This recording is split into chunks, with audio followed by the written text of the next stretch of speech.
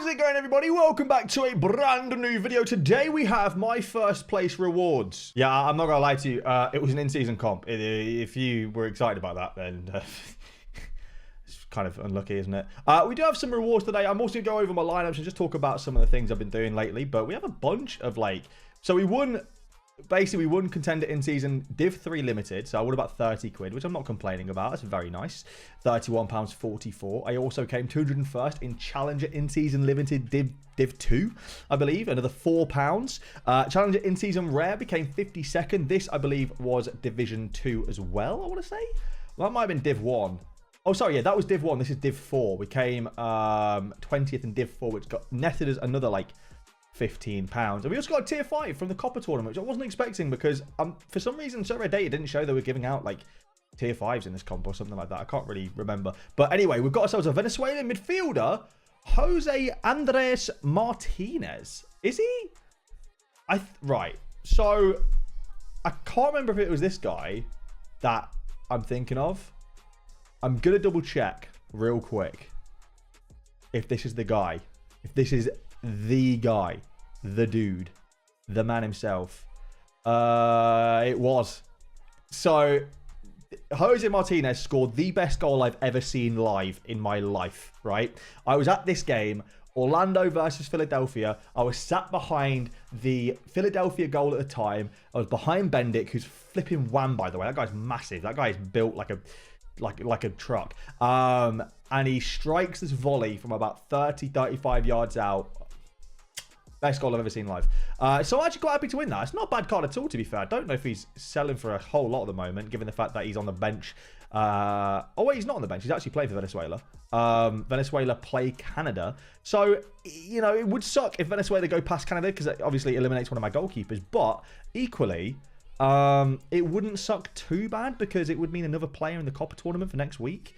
He's scoring meh. I mean, he's got a great game against Mexico, didn't he? Flipping that. It's an awesome game, but I'll take it. It could have been a lot worse. I do believe he starts for Philly, so when he gets back from international duty, I believe he'll probably be starting for Philly. I assume. If that's wrong, then let me know in the comments down below.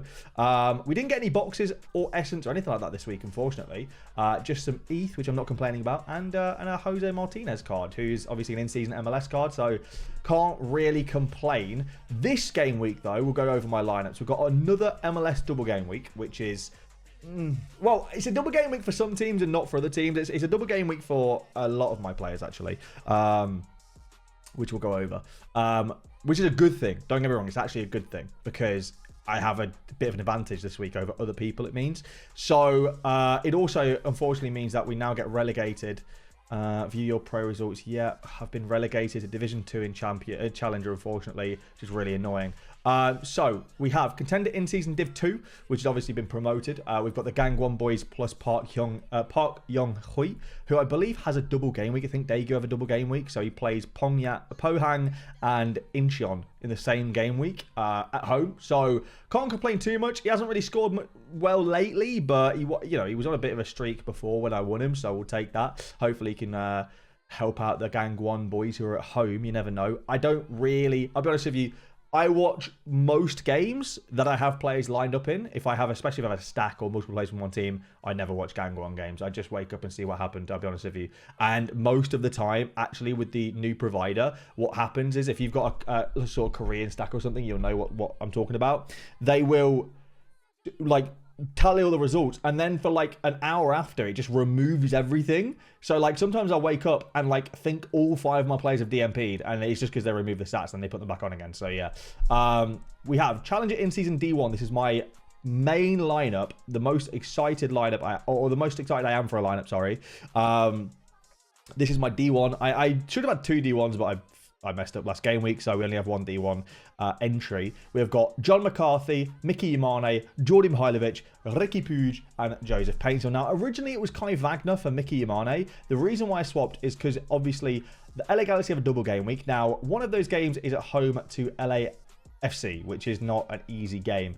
However, at the moment, Kai Wagner, he's not been Kai Wagnering lately. And it's rare that Mickey Imane scores under a 55. So I think that floor is solid. And I think Minnesota have been really bad lately. So you know, a home game versus Minnesota would be really nice, providing he plays both games. And if he can get an assist, that would be awesome. So, like, we'll just see. I think I played him over Kai Wagner. I hope it wasn't a mistake. Jordan Mihailovic has 2 nice home games as well. He plays first of all against SKC and then against St. Louis. I'd love it if he dropped 100 against SKC and then, you know, St. Louis keep the clean sheet. That'd be pretty cool. That would work really well for me. My next is actually a Div 2 limited. I have basically resorted in when I have leftover rares, instead of wasting them, I just put them down into limited lineups now, which makes a lot of sense. So yeah, we have Takeoka, we have Aaron Long with a double game week. We've got Hector Herrera, Lincoln, who started smashing recently for Red Bull Bragantino. And then we have Fafa Pico. Then I've got my Euros team, which is the highest projected one. I think it should do really well. We've got the French Stack and Tony Kroos. You know, I'm hoping that France can out-defend Portugal's attacks. Ronaldo is kind of blanking at the moment. He's not looking like the Ronaldo of old, which is a good thing. But I'll show you why this is kind of irrelevant in a second. I've kind of hedged my bets a little bit with the Euros comp because I have France against Portugal with Toni Kroos, who I think is definitely my best shot at getting a good reward. Then I have got Germany and the Netherlands together. I think that Germany, like, realistically, I think both Kimmich and Wirtz could score really well. Neuer is a toss-up. Depends if Spain score 3, essentially. And I think that Ake and Tijani Renders could score really well. I'm hoping, my hope is just to get boxes, really. We have a challenger in-season Div 2 team again in Limited. We have got Stefan Fry, who's got a really nice home game with the Rebs without Carlos Heel. We'll see. I mean, they did do well recently, but they're away, so we'll see how that goes. And we have got Rodriguez at home to Chicago. We have got Tavon Gray away to Austin, who may be benched. Sometimes he does get benched in the double game weeks, and especially when they're away from home, but we'll see. Then we've got Ryan Gold and Brian White. Then we've got Cap 270 Rare. I literally threw this in last minute, and the reason why is because I wasn't using Tolkien, Darwin Núñez, Cleek, or Delgado's classic card, sorry. And also, Tyler Miller was so horrendously bad in the last game. He literally gifted Cincinnati a free goal. I just feel like Bono might be back. I'll be honest with you. If you saw the goal that Tyler Miller gifted to, I think it was Kelsey, it was absolutely embarrassing. So I'm hoping Bono's going to be back, and it means I get another in-season goalkeeper back, even though he's dog shit, and we'll sort of see what happens. And also, I didn't want to waste Darwizzi because I did spend a bit of money on him, so I'd like to have him in a lineup. And I think Brazil look bad, so we'll see if Darwizzi goes and cooks. Then we have got my third Euros team, which is my Spanish/Portuguese/Kyle Walker. So yeah, this is like, as you can see, I've got 3 different teams, 3 different like angles, I guess.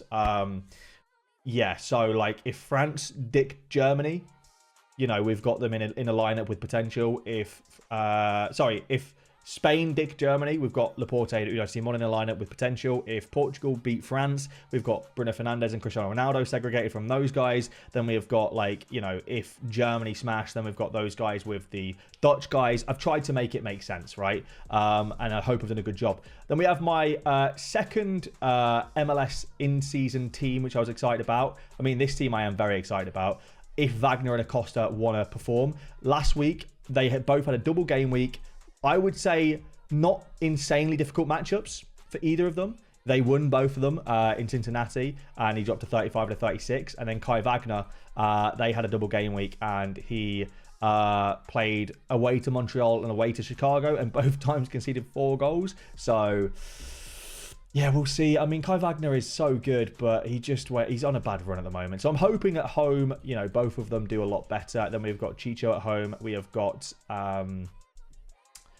Chicho and Cucho both at home, sorry. And then Hugo Lloris, who's got a double away game week. However, like, Hugo Lloris has been really, really good for LAFC. And LAFC have been really solid defensively, both home and away.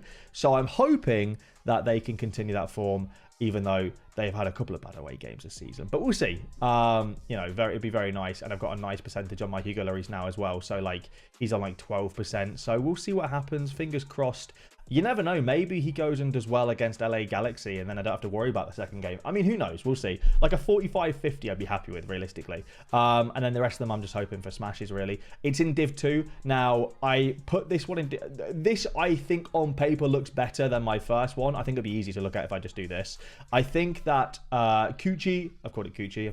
Thought it was funny. Looks better on paper than Pooge Ball, but Pooge Ball all having double game weeks gives you your second bite of the cherry, especially considering all 5 of them have a favourable, at least one favourable home matchup in the double game week. Mihailovic having 2 favourable home matchups in double game week, so I think it makes more sense. I was going to put Kuchi into Classic D1. The reason why I didn't is because Classic D1 had like 400 or 500 participants, whereas in season D2 was like 350, so I went with that instead. Had I been able to put it into Div 1, I would have put it into Div 1, and yeah, we'll see. Hopefully it smashes.